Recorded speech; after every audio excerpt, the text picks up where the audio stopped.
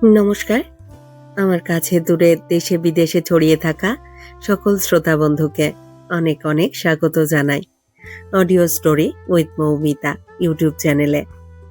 আজ এই চ্যানেলে আপনাদের পড়ে শোনাব বিখ্যাত সাহিত্যিক শ্রী সুনীল গঙ্গোপাধ্যায়ের লেখা একটি খুব চমৎকার ছোট গল্প। গল্পের নাম নিজের বাড়ি। গল্প শুরুর আগে আমার পুরনো কথাগুলি আরও একবার খুব সংক্ষেপে বলে নিচ্ছি। এই চ্যানেলে যারা আমার গল্প পাঠে শুনছেন তাদের কাছে অনুরোধ, যদি আমার পাঠ এবং পরিবেশনা আপনাদের ভালো লাগে, যদি গল্পটি ভালো লাগে, একটি লাইক করবেন এবং গল্পটিকে আপনাদের প্রিয়জনের মধ্যে শেয়ার করে দেবেন। আর এখনো যারা চ্যানেলটি সাবস্ক্রাইব করেননি তারা অবশ্যই চ্যানেলটি সাবস্ক্রাইব করে আমার সাথে থেকে নিয়মিত শুনতে থাকুন নতুন নতুন বাংলা গল্প। সকলের কাছে অনুরোধ, আপনারা বেল আইকনটি প্রেস করে নোটিফিকেশন অন করে রাখুন, যাতে প্রতিটি নতুন গল্প আপলোডের সাথে সাথে আপনাদের কাছে নোটিফিকেশন পৌঁছে যায়। আর হ্যাঁ, আরও একটি জরুরি কথা, আমার প্লেলিস্ট কিন্তু প্রকাশিত হচ্ছে। আপনারা যে গল্পগুলি শুনতে চান সেখান থেকে শুনে নিতে পারেন। আর কথা বাড়িয়ে সময় নষ্ট করছি না, শুরু করছি আজকের গল্প নিজের বাড়ি।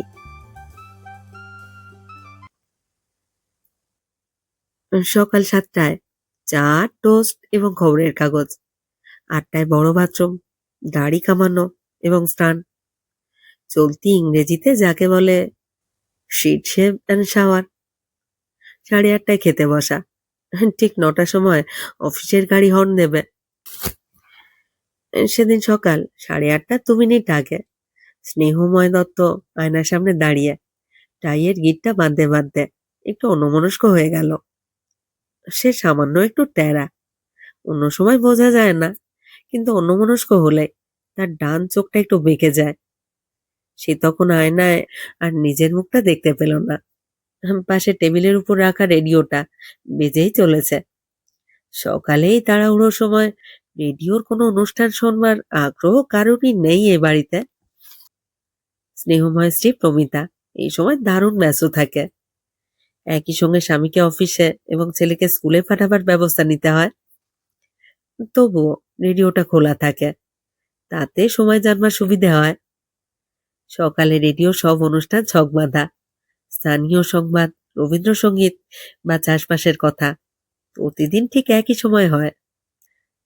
সুতরাং বসবার ঘর, খাবার ঘর বা বাথরুম যেসব জায়গায় ঘড়ি নেই, সেসব জায়গা থেকেও একবার কান পেতে রেডিওর আওয়াজ শুনলে বোঝা যায় তখন ঠিক কটা বেজেছে। এটা প্রমিতারই সুবিধের জন্য। কিন্তু আয়নার সামনে দাঁড়িয়ে টাই বাঁধতে স্নেহময় হঠাৎ একটা বেতারের গান শুনে ফেলল। বেশ চাঁচা ছোলা, পরিষ্কার গলায় একজন গাইছে। লোকে বলে রে, ঘর বাড়ি ভালা না আমার, কি ঘর বানাইনু আমি শূন্যের মাঝারে। লোকে বলে রে, ঘর বাড়ি ভালা না আমার। অনেক সময় কোনো গানের বাণী জীবনের সেই মুহূর্তের কোনো ঘটনার সঙ্গে মিলে যায়। এটাও সেই রকম। স্নেহময় আপন মনেই হাসল। পাশের ঘর থেকে প্রমিতা চেঁচিয়ে বলল, এই, তোমার খাবার দেওয়া হয়েছে। স্নেহময় উত্তরে বলল, যাচ্ছি। তারপর চুল আঁচড়াতে লাগলো। এই সময় একটু সূক্ষ্ম কারুকার্যের ব্যাপার আছে। মাথার চুলটা পাতলা হয়ে গেছে, সামনের দিকটা টাক মনে হয়, তাই চুল আঁচড়াতে হয় খুব কায়দায়, যাতে সবটা ঢাকা পড়ে, অথচ সেই চেষ্টাটাও বোঝা না যায়। মোজা পরতে বসে স্নেহময় আর একবার অন্যমনস্ক হলো। তার চোখে একটা দৃশ্য ভেসে উঠল। খুব নিবিড় কোনো গ্রামের রাস্তা দিয়ে একটি 10-11 বছরের ছেলে দৌড়চ্ছে। ছেলেটি পরে আছে একটি আগরতলা রিজের, খালি গা, হাতে একটা কাঁচা বাতাবি লেবু। তার পিছনে তাড়া করে আসছে আরো কয়েকটি ছেলে। সেই ছেলেটি বেজির মতো এঁকে বেঁকে গ্রাম্য পথ দিয়ে খুব জোরে ছুটে একটা মাটির ঘরের মধ্যে ঢুকে পড়ল। দরজার সামনে দাঁড়িয়ে প্রমিতা জিজ্ঞেস করল, এ কি, তুমি খেতে বসবে না? স্নেহময়ের এক পায়ে জুতো মোজা পরা হয়ে গিয়েছে, অন্য মোজাটি হাতে ধরা। লজ্জিত হয়ে তাড়াতাড়ি সেটা পরে নিয়ে উঠে দাঁড়িয়ে বলল, এই তো হয়ে গেছে। রেডিওতে তখনও সেই গানটি শেষ লাইন বেজে চলেছে, লোকে বলে বলে রে। স্নেহময় ভাবল, ইস, মাঝখানের কথাগুলো শোনা হলো না। খাবার ঘরে ঢুকবার আগে স্নেহময় বেসিনে আর একবার হাত ধুলো, জুতো মোজা ছোঁয়া হাত, তারপর তোয়ালেতে হাত মুছে সে অকারণেই একবার ডান হাতটা শুকলো। এখনো সেখানে কাঁচা বাতাবি লেবুর গন্ধ। খাদ্যদ্রব্য খুব সরল, দুমুঠো ভাত, এক বাটি সেদ্ধ ডাল, একটি উচ্ছে সেদ্ধ, পেঁপে সেদ্ধ, দুটি ভাজা মাছ এবং চিকেন স্টু, সেই সঙ্গে একটু ঝাল আচার। বছর দুয়েক ধরে গরম ভাতে ঘি কিংবা মশলা দিয়ে রান্না তরকারি, ডিম এবং খাসির মাংস খাওয়া বন্ধ হয়ে গেছে। শুধু ওই ঝাল আচারটুকু খেয়ে স্নেহময় এখনো খানিকটা বেপরোয়া ভঙ্গিতে স্বাস্থ্যের নিয়ম ভঙ্গ করছে। বড় মেয়েটি স্কুল 10টার পরে, ছোট ছেলে বাবার সঙ্গেই যায়। সে ইতিমধ্যেই খাওয়া ছেড়ে উঠে জানলার উপর বসে গল্পের বই খুলেছে চোখের সামনে। সে গল্পের বইয়ের পোকা, অধিকাংশ ইংরেজি কমিক্স। প্রমিতা এসে ছেলেকে তাড়া দিয়ে বলল, হ্যাঁ বুবাই, তুই ডিম খাসনি যে? অর্ধেকটা রয়েছে এখনো। ছেলে বই থেকে চোখ না তুলেই অনুনাসিক গলায় বলল, আর খেতে ভালো লাগছে না। ভালো লাগছে না মানে? রোজ রোজ জিনিস নষ্ট করা। আগে খেয়ে নে বলছি। ও মা, দুধটাও শেষ হয়নি? এমন অসভ্য ছেলে। স্নেহময় নিজের থালায় আঙুল দিয়ে একটি ছবি আঁকছে। একটা নৌকো, বর্ষাকালের পাড় ভাসানো নদী, একটি 10-11 বছরের ছেলে নদীর ধারে দাঁড়িয়ে আছে, হাতে বই খাতা। নদীর এপারে স্কুল নেই, কখন নৌকো আসবে সেই নৌকোয় পার হতে হবে, তখনই দেরি হয়ে যায়। একদিন ওপারের খুব কাছে গিয়ে নৌকোটা উল্টে গেল। ছেলেটি আগেই লাফিয়ে পড়ল, বই খাতা এক হাতে মাথার উপর তুলে অন্য হাতে সাঁতার কেটে কোনো ক্রমে। বই খাতা ডুবে গেলে আর রক্ষে ছিল না। অফিসের গাড়ি এসে হর্ন দিচ্ছে। বুবাই অমনি সারা ঘরে নাচতে নাচতে বলতে লাগলো, গাড়ি এসে গেছে, গাড়ি এসে গেছে, বাবার এখনো খাওয়া হয়নি, বাবার লাস্ট, বাবার লাস্ট। সবিতা জিজ্ঞেস করলো, তোমার কি হয়েছে আজকে? শরীর কি খারাপ লাগছে? স্নেহময় বলল না কিছু। তারপর চিকেন স্টুতে একটা ছোট চুমুক দিয়েই উঠে পড়ল। আর খেলে না যে? সবই তো পড়ে রইল। অখাদ্য, ঝাল নেই নুন নেই, এই খাবার কেউ রোজ রোজ খেতে পারে? কথাটা বলে স্নেহময়ের খেয়াল হলো তার গলায় একটু বেশি ঝাঁঝ এসে গেছে, যেন খারাপ রান্নাটা প্রমিতারই দোষ। তা তো নয়, সবই ডাক্তারের নির্দেশ। এই সুরে কথা বললে প্রমিতার মনটা খারাপ হয়ে যায়। সারাদিন মনটাকে একটা অতিরিক্ত বোঝার মতন বুকে নিয়ে শুয়ে থাকবে। স্নেহময় প্রমিতার দিকে তাকিয়ে হাসল। প্রমিতার সুন্দর মুখখানা উনুনের আঁচে একটু লালচে হয়ে গেছে। দুটি সন্তান হয়ে গেলেও প্রমিতার বয়স বোঝা যায় না। বড় মেয়ে পাপিয়া এই 12 বছর বয়সে বেশ লম্বা হয়ে গেছে। পাপিয়াকে নিয়ে যখন রাস্তায় বেরোয় অনেকেই ভাবে দুই বোন। প্রমিতা বাহু উল্টে এক জায়গায় ফুঁ দিচ্ছে। স্নেহময় জিজ্ঞেস করল, কি হয়েছে ওখানে? দেখি দেখি। ইস, ফোসকা পড়ে গেছে দেখছি। প্রমিতা এবার গলায় ঝাঁঝ ফোটালো। স্বামীর দিকে না তাকিয়েই বলল, মাছ ভাজতে গিয়ে তেল ছিটকে লাগলো। যা বিচ্ছিরি রান্নাঘর। রান্নার জন্য রাঁধুনি আছে, তবু প্রমিতা নিজে রান্না করতে যায় কেন? শুধু মাছ ভাজার জন্য তো আর কোনো রন্ধন কৃতিত্ব লাগে না। স্নেহময় নরমভাবে বলল, আর একটা বছর, আর একটা বছর। যাচ্ছ ওখানে? হ্যাঁ, আজই চেক দিয়ে আসবো। সাউথ ওয়েস্ট কর্নার ফ্ল্যাট তো, যদি নিচের দিকে না পাওয়া যায় তাহলে উপরের দিকে নেবে। সাউথ ওয়েস্ট হলে গরমকালে হাওয়া আর শীতকালে রোদ্দুর দুটোই একসঙ্গে। ঠিক আছে, ওরা তো বলেছে বছর খানেকের মধ্যেই। বুবাই আগেই গিয়ে গাড়িতে উঠে বসে আছে। স্নেহময় আলতোভাবে প্রমিতার গালে ঠোঁট ছুঁয়ে বলল, মাত্র একটা বছর, তারপর শীতকালে যত ইচ্ছে রোদ্দুর, গরমকালে হু হু করা হাওয়া, চমৎকার রান্নাঘর। স্কুলের কাছে এসে নামবার সময় বুবাই হঠাৎ লাজুক ভাবে বলল, বাবা, 50 পয়সা দেবে? কেন রে, 50 পয়সা দিয়ে কি হবে? চুড়ান কিনবো। চুড়ান কি? চুড়ান জানো না? হজমি। মার কাছে চাওনি কেন? মা তো বকবে। স্নেহমা হেসে বলল, ঠিক আছে, দিচ্ছি। তার আগে টিফিন বক্সে সব খাবারটা খেয়ে নিতে হবে। নিজের কাছে খুচরো পয়সা নেই, তাই স্নেহময়কে ড্রাইভারের কাছ থেকে ধার করে 8 আনা নিতে হলো। তারপর গাড়ি ছাড়বার পর স্নেহময় শীষ দিয়ে একটা গানের সুর ধরল। লোকে বলে বলে রে, ঘর বাড়ি ভালো না আমার। আগে ইংরেজদের ছিল, এখন মারোয়ারি মালিক, এমন একটি বেশ রবরবওয়ালা কোম্পানিতে। স্নেহময় দত্ত বেশ বড় অফিসার। লোকে বলে 3 নম্বর অফিসে তার নাম ডাটা, আর ঘনিষ্ঠরা বলে সানি। মাত্র 48 বছর বয়সে সে যথেষ্ট উন্নতি করেছে, আরো উন্নতির আশা আছে। এই জন্য অবশ্য তাকে কিছু দণ্ড দিতে হয়েছে। রক্ত ঘন হয়ে গিয়ে হাই কোলেস্টেরল নামে একটা অসুখ বাসা বেঁধেছে, পেচ্ছাপে মিশেছে চিনি। আর অবসর সময় সহকর্মী আর বন্ধুদের সঙ্গে তার অতি প্রিয় আলোচনার বিষয় হচ্ছে হার্ট অ্যাটাক। নিজের আলাদা কামরা আছে স্নেহময়, এবং একটি তরুণী স্টেনো। এটি বেশ রোগা, অল্প বয়সে ভালো করে খেতে পায়নি মনে হয়। এখন অবশ্য মাইনে ভালোই পায়। কাজ করতে গিয়ে স্নেহময় হঠাৎ একবার জিজ্ঞেস করলো, মিস সান্যাল, আপনি ফোক সং শোনেন? মেয়েটি বিস্মিত ভুরু তুলল, কিন্তু ঠোঁটে হাসি ফুটিয়েই রাখল।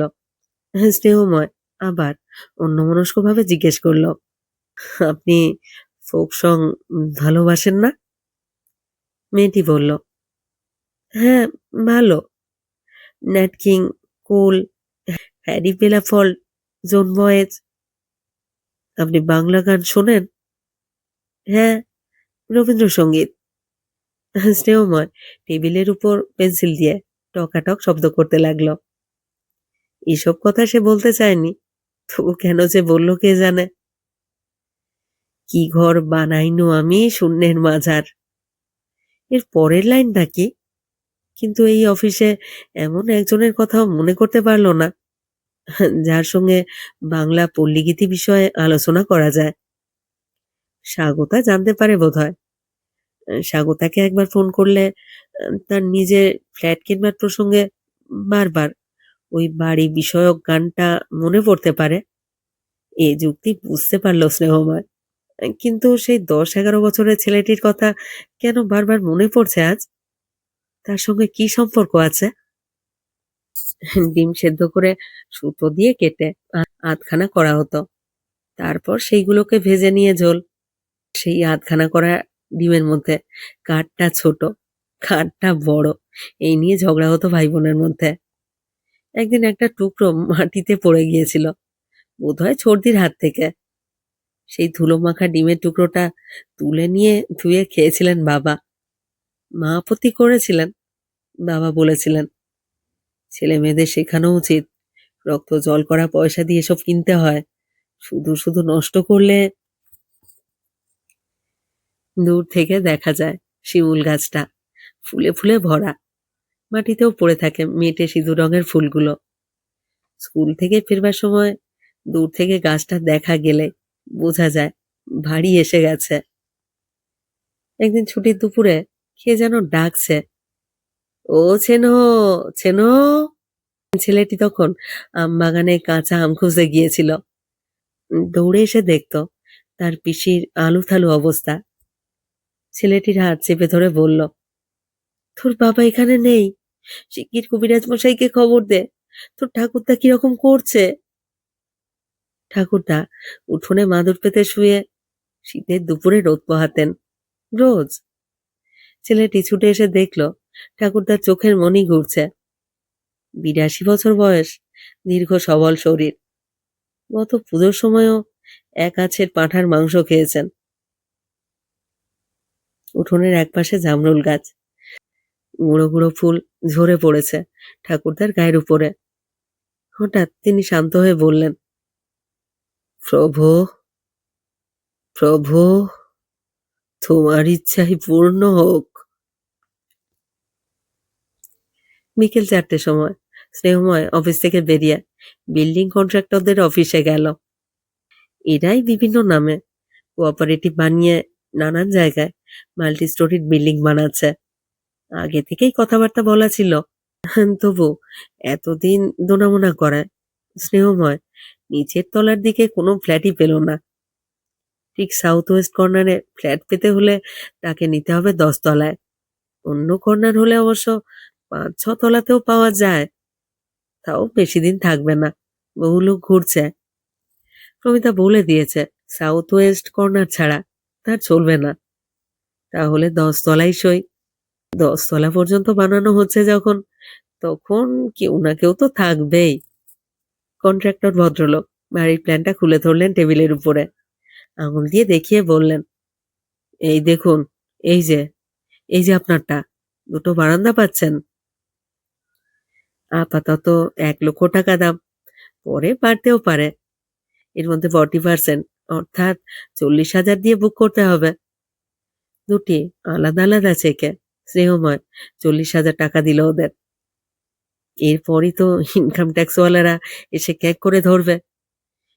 এর কিছু টাকা লোন হিসেবে দেখাতে হবে। প্রমিতার গয়না বিক্রির একটা নকল রসিদ জোগাড় করে রাখা দরকার। এইসব পরামর্শ দিয়েছে অনেকেই। সবকিছু চুকে না যাওয়া পর্যন্ত দুশ্চিন্তা থাকবেই। শুধু ইনকাম ট্যাক্সের চিন্তাতে তার অফিসের রাজীব সেনগুপ্তের হার্ট অ্যাটাক হয়ে গেল। ফ্ল্যাটটা হবে প্রমিতার নামে। তার রান্নাঘর, শীতের রোদ্দুর, গ্রীষ্মের হাওয়া। অফিসে এসে আজ কাজে মন বসালো না স্নেহময়। অনেক ভেবেচিন্তে স্বাগতাকে একটা ফোন করলো। স্বাগতা তার বন্ধু কল্যাণের স্ত্রী, রেডিও স্টেশনে কাজ করে, খুব চমৎকার মেয়ে। আজ কথা পাশ করবার পর স্নেহময় জিজ্ঞেস করলো, আজকাল কারা ভালো পল্লী গীতি গায় বলো তো? স্বাগতা অবাক হলো, বলল,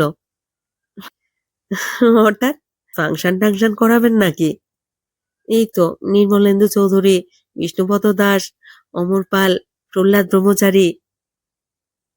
আজ সকালে একজনকে গাইছিল, সবটা শোনা হয়নি, বেশ ভালো লাগছিল। কে গাইছিল জানো? সেই শিল্পীর সঙ্গে আলাপ করে যদি গানটা আরো একবার শোনা যায়। আজ সকালে কে গেয়েছেন আমি খেয়াল করিনি, তবে খোঁজ করে এক্ষুনি বার করতে পারি।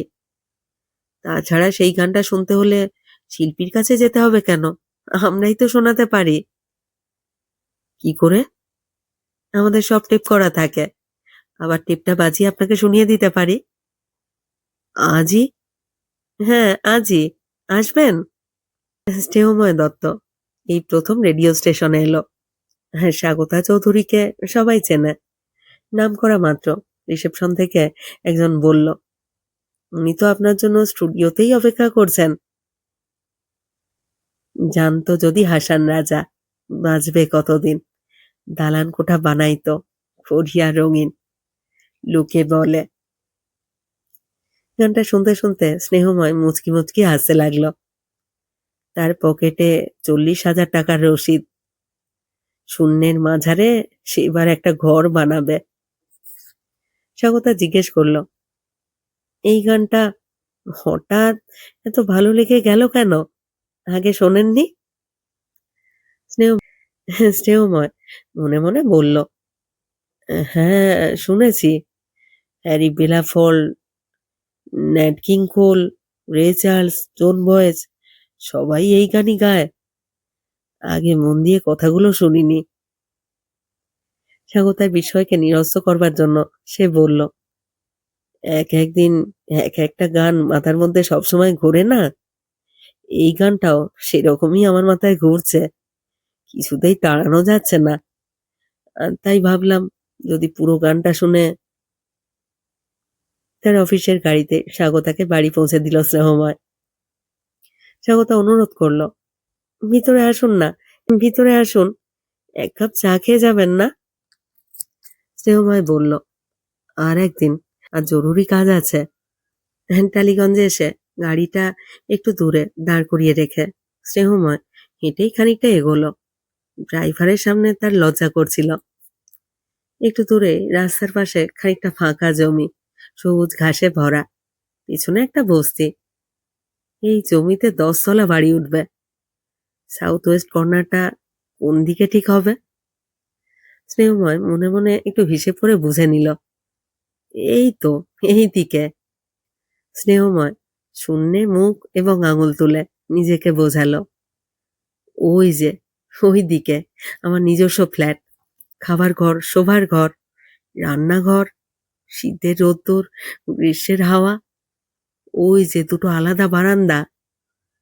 কি ঘর বানাইনু আমি শূন্যের মাঝারে, লোকে বলে বলে রে। অন্ধকার হয়ে এসেছে, এখন এখানে একটু বসলেই বা দোষ কি? এখানে যখন বাড়ি উঠবে সামনে একটু ফাঁকা জায়গা থাকবে নিশ্চয়ই, একটু পার্কের মতন, সন্ধেবেলা সবাই বসবে। এইটুকু জায়গাতে কি হবে? নাকি পিছনের রাস্তাটাও ভাঙা হবে? বাড়ির কাছেই একটা বস্তি থাকা মহা ঝামেলা। ইজের পরা খালি গায়ে সব ছেলেরা গুড়গুড় করবে, ওর মধ্যে আবার ছিঁচকে চোর। ঘাসের একটা সুন্দর গন্ধ আছে, কিংবা ছিল কখনো। এখানে সেরকম কোনো গন্ধ পাওয়া যায় না। স্নেহময়ের একবার ইচ্ছে হলো পা থেকে জুতো মোজা খুলে নিয়ে ঘাসের উপর দিয়ে একটু হাঁটে। এখানে লোহার পিলার বসবে, কংক্রিটের বয়লার ঘুরবে, ইট কাঠ, এখানে আর ঘাস থাকবে না।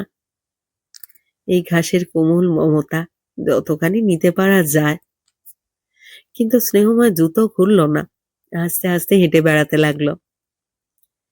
মাঠটার অন্য প্রান্তে একটা খালি খাটিয়া পড়ে আছে, বোধহয় বস্তির কেউ ঝাড় পোকা মারবার জন্য রোদে দিয়েছিল। সেটাই বসতে স্নেহময়ের মাথাটা ঝিমঝিম করে উঠল। বুকের মধ্যে ব্যথা, অসহ্য ব্যথা, যেন বুক ফেটে কিছু বেরিয়ে আসবে। তার শরীরে আর শক্তি নেই। ভয়ের থেকেও স্নেহময় চমকে উঠল বেশি। এই কি সেই দিন, সেই বহু প্রতীক্ষিত ক্ষণ? প্রেশার, কোলেস্টেরল, ডায়াবেটিস, উন্নতির এক একটা মূল্য, মাটির ঘর থেকে 10 তলায় ওঠা। জানতো যদি হাসান রাজা, জানতো যদি হাসান রাজা বাঁচবে কতদিন, দালান কোঠা বানাইতো করিয়া রঙিন, লোকে বলে বলে রে। জানতো যদি হাসান রাজা, জানতো যদি হাসান রাজা বাঁচবে কতদিন, বাঁচবে কতদিন, বাঁচবে। দালান কোঠা, দালান কোঠা বানাইতো। এক্ষুনি ড্রাইভারকে ডাকা দরকার, কিন্তু স্নেহময়ের গলা শুকিয়ে গেছে। সে আস্তে আস্তে শুয়ে পড়ল। সঙ্গে সঙ্গে মনে পড়ল তার ঠাকুরদার মৃত্যু দৃশ্য। উঠোনে এসে পড়া ঝকঝকে রোদ, গুঁড়ো গুঁড়ো জামরুলের ফুল ঝরে পড়া। জানতো যদি হাসান রাজা, জানতো যদি হাসান রাজা। 2 মিনিট বাদে ধড়মড় করে উঠে বসলো স্নেহময়। ধুত, হার্ট অ্যাটাক হলেই হলো এমনি। গায়ে ঘাম নেই, বাঁ হাতে ব্যথা নেই, ঘাড়ে চিনচিনে ভাব নেই, কিছু না, শুধু বোধহয় উইন্ড একটু চাপ দিয়েছিল বুকে। আর গানটা শুনে হঠাৎ একটু দুর্বল হয়ে পড়া, নিছক ভাবালুতা। মাঝে মাঝে এরকম 2-1 দিন যুক্তি বুদ্ধি সপ্রতিভ ভাব আর উন্নতির চিন্তাগুলো একটু ছুটি নেয়, আর অমনি এইরকম দুর্বলতা পেয়ে বসে। সামান্য একটা রান, পেডেস্ট্রিয়াল ফিলোসফি। কে কতদিন বাঁচব, কে কতদিন বাঁচব, তার জন্য চিন্তা করাটাই ছেলে মানুষই দুর্বলতা। যতদিন বেঁচে থাকা যায় ততদিনই সব হবে। যতদিন বেঁচে থাকা যায় ততদিন সবই হবে। এখানে 10 তলা বাড়ি উঠবে, প্রমিতা শীতের রোদ্দুর, গ্রীষ্মের হাওয়া এবং মনোমতো রান্নাঘর পাবে। বুবাই দুমদাম করে ছোটাছুটি করবে সিঁড়িতে, স্নেহময় যেন সেই শব্দও শুনতে পেল। অর্ধেক খাবার ফেলে ছড়িয়ে সে এর পরের বছরও বাবার অফিসের গাড়িতে স্কুলে যাবে। উপরের বারান্দায় দাঁড়িয়ে থাকবে প্রমিতা। বুবাই স্কুলে নামবার সময় সরল লাজুক মুখ নিয়ে বলবে, বাবা 50 পয়সা দেবে? চুরান খাবো, 50 পয়সা।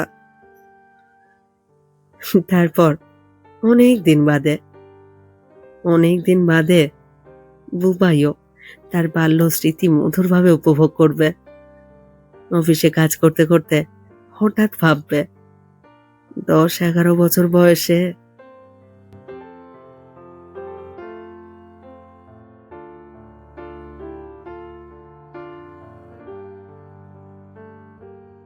শেষ হলো আজকের গল্প। শ্রী সুনীল গঙ্গোপাধ্যায়ের লেখা ছোট গল্প নিজের বাড়ি। কেমন লাগলো আজকের গল্পটি? কেমন লাগলো তা অবশ্যই কমেন্ট বক্সে আমাকে লিখে জানান। প্রত্যেকটি গল্প পড়বার পরে আপনাদের মতামতের অপেক্ষায় থাকি। আপনাদের ছোট্ট একটু মতামত আমার কাছে অনেক মূল্যবান। আপনাদের মতামত আমার এগিয়ে চলার অনুপ্রেরণা। অপেক্ষায় রইলাম আপনাদের মতামতে। সবাই খুব ভালো থাকুন, সাথে থাকুন। ফিরে আসছি খুব শীঘ্র নতুন গল্প নিয়ে।